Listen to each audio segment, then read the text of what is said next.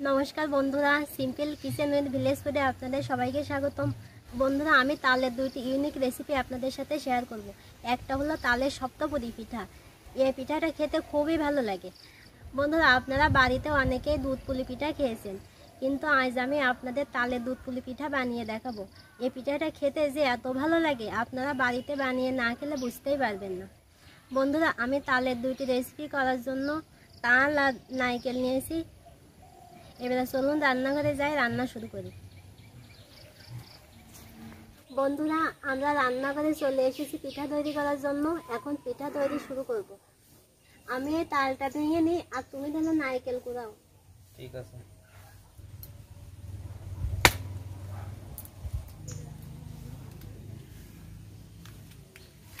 তাল থেকে খোসাটা ছাড়িয়ে নেব।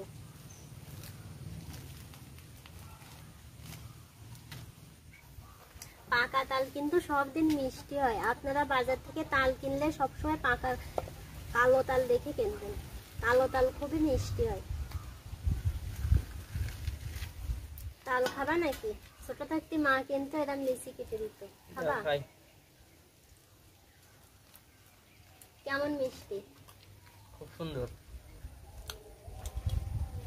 আমি তাল খেতে খেতে নারকেল ভেঙে নিই। কাশি আসবে না, এগুলো ওই পাশে রেখে দিই। তালের পাখি বের করার জন্য তালটা একটু নরম করে নেব।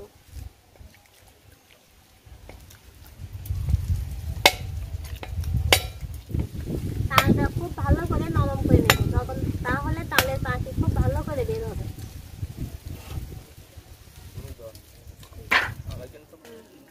বন্ধুরা, তাল তলা দিয়ে যেতে গেলে কিন্তু খুব সাবধান। তাল কিন্তু মাথায় পড়ে, নারকেল মাথায় পড়ে না। তালের চোখ নেই, নারকেলের চোখ আছে, এজন্য তো নারকেল দেখতে পায়। তাই মাথায় পড়ে না? হ্যাঁ, তাল কানা। নারকেল কানা হয় না? না, নারকেল কখনো মাথায় পড়ে না, তাল মাথায় পড়ে তলা দিয়ে যেতে গেলে।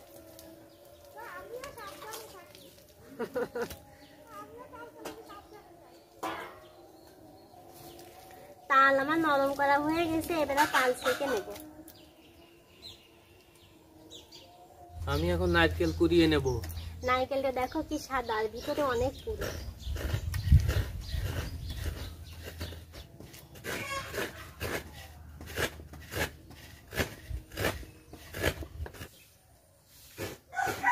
আমার তাল চাখা শেষ।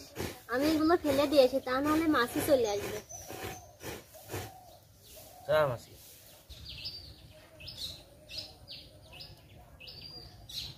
আমি এই নেট দিয়ে তালের পাখিটা সেঁকে নেব।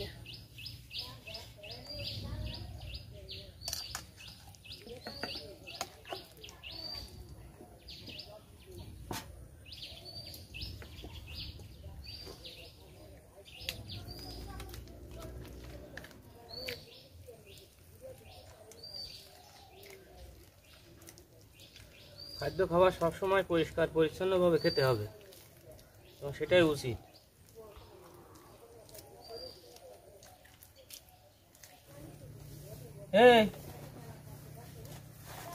বন্ধুরা, দেখেন আমার তাল থেকে কতটা আঁশ বেরোইছে। তালের ভিতর যদি এত আঁশ থাকে আর যদি সেকে না নেওয়া হয়, তাহলে খেতে একটুও ভালো লাগে না। পিঠা খেতে একটুও ভালো লাগে না। আমি কড়াইতে অর্ধেকটা নারকেল দিয়ে দেব।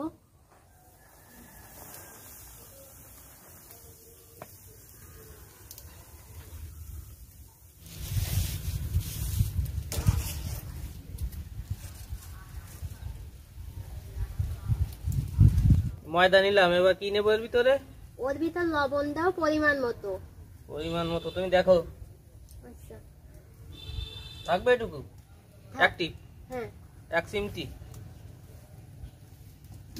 আর এর থেকে তাল দাও। কতটুকানি? এতটুকু। আন্দাজ মতো দিলাম।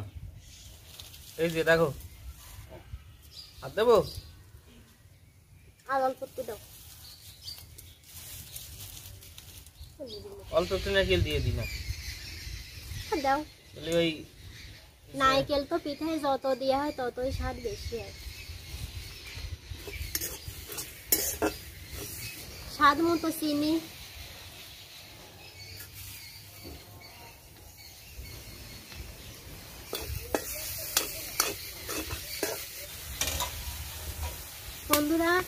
এটি হচ্ছে আমাদের বাড়ির গরুর দুধ, খাঁটি গরুর দুধ।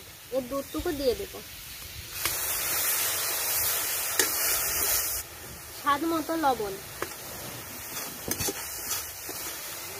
বন্ধুরা, সপ্তপুরি পিঠা তৈরির জন্য আমার পুরটা রেডি হয়ে গেছে। পুরটা আরো একটু শক্ত করার জন্য চালের গুঁড়ি দিয়ে দেব। আমি চালের গুঁড়ি দিয়েছি পুরটা শক্ত করার জন্য, আপনারা দিতেও পারেন নাও পারেন। নারকেলের পুরটা রেডি হয়ে গেছে, এবারে নামিয়ে নেব। দুধ পুলি পিঠার পুর তৈরি করার জন্য কড়াইতে দুধ দিয়ে দেব। এবার স্বাদ মতো চিনি দিয়ে দেব।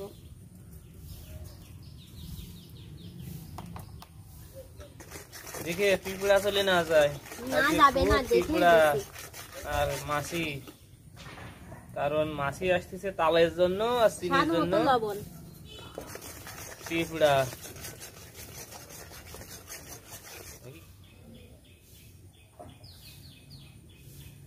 অল্প করে চালের গুঁড়ি দিয়ে দেব।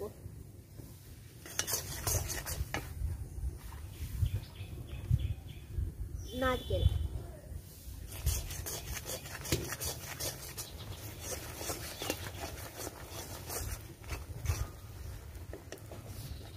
বন্ধুরা আমার পুরটা রেডি হয়ে গেছে, এবারে নামিয়ে নেব। খাবে নাকি? দেখো কত সুন্দর হয়েছে। ওরে না, আমি এদিকে বুড়ো হয়ে গেলাম।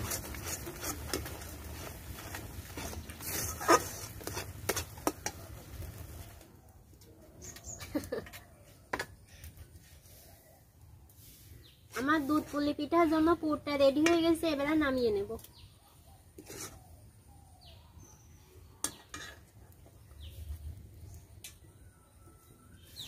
দুধ পুলি পিঠা তৈরি করার জন্য তালটা একটু গরম করে নেব। তাল গরম না করলে আমার পিঠাগুলো ভেঙে যাবে।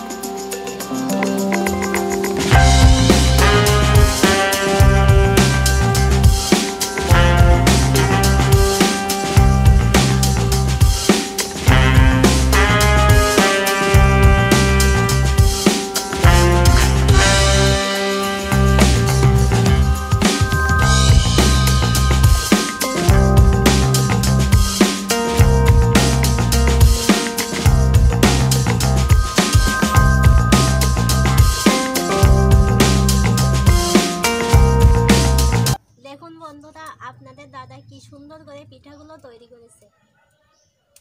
একটা সপ্তপুরি পিঠা, এটা দুধ পুলি পিঠা।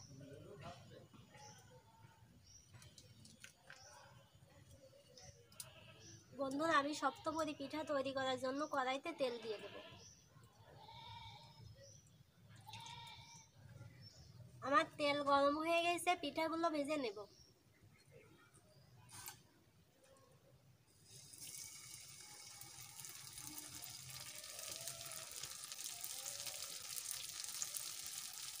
বন্ধুরা, আমি খুব অল্প আছে পিঠাগুলো ভেজে নেব। জাল বেশি দিলে পিঠাগুলো পুড়ে যাবে, খেতে একটুও ভালো লাগবে না।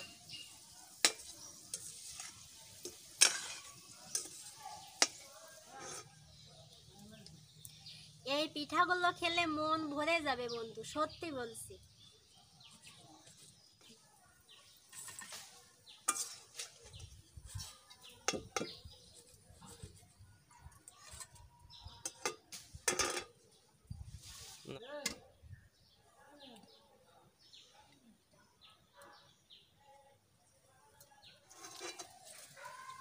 বন্ধুরা দেখেন আমার পিঠাগুলো কত বড় করে ফুলছে, একটা পিঠাও কিন্তু ভেঙে যায়নি।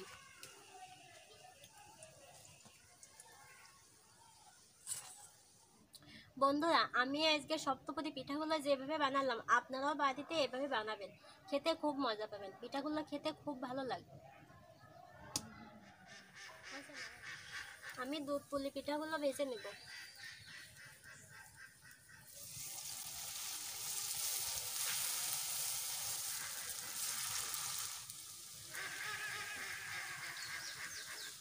আমার পিঠাগুলো ভাজা হয়ে গেছে, এবার তুলে নেব।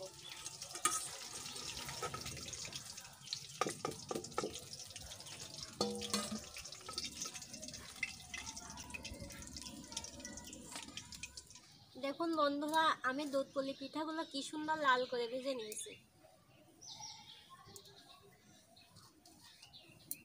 বন্ধুরা, আমি আজকে দুধ পুলি পিঠাগুলো গরুর দুধ দিয়ে বানাবো।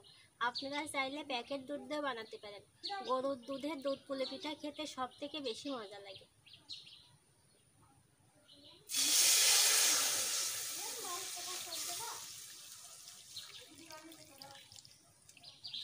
আমি 3টে ছোট এলাচ নিয়েছি, মুখগুলো হালকা করে ফাটিয়ে দুধের মধ্যে দেব।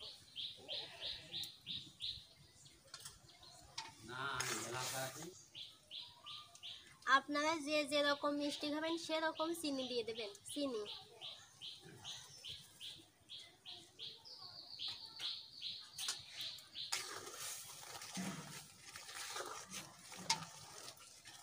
দুধ খুব টকবক করে ফুটছে আর দুধের সঙ্গে চিনিও মিশে গেছে। এবার দুধ পুলি পিঠাগুলো দিয়ে দেব।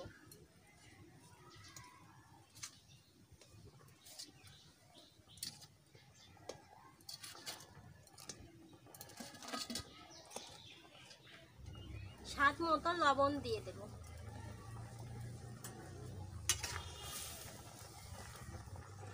দুধের পিঠা দেওয়ার পর দুধ টকবক করে ফুটাতে হবে এবং মাঝে মাঝে পিঠাগুলো নেড়ে দিতে হবে, তা না হলে তলে লেগে যাবে।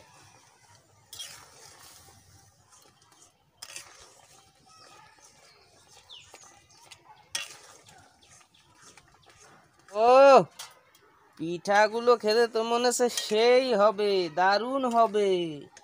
আমার তো এখনই খাইতে ইচ্ছা করতেছে। খাবে নাকি?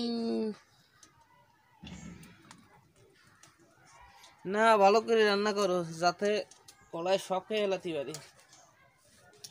দুধে সেদ্ধ করা হচ্ছে পিঠা, তার মধ্যে তাল আছে, তালের পিঠার ভিতর ক্ষীর আছে। খাবে নাকি? বানাও বানাও, খাবো তো, খাবো না? দেখেই বোঝা যাচ্ছে পিঠাগুলো কেমন হয়েছে, খেতে কিন্তু ব্যাপক লাগবে। দুধ পুলি পিঠা হয়ে গেছে, ক্ষীর ক্ষীর গন্ধ বেরোচ্ছে। পিঠাগুলো এবারে নামিয়ে নেব।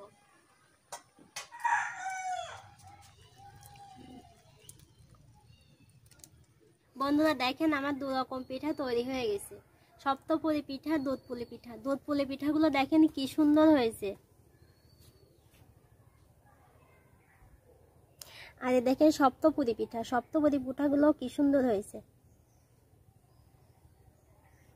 বন্ধুরা, এই 2 রকম পিঠা খেয়ে আপনাদের সাথে টেস্ট শেয়ার করব।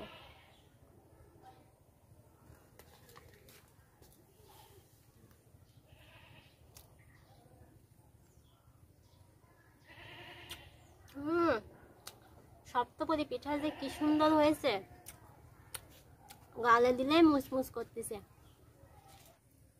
দুধ পুলি পিঠাটা খেয়ে দেখি কেমন হয়েছে।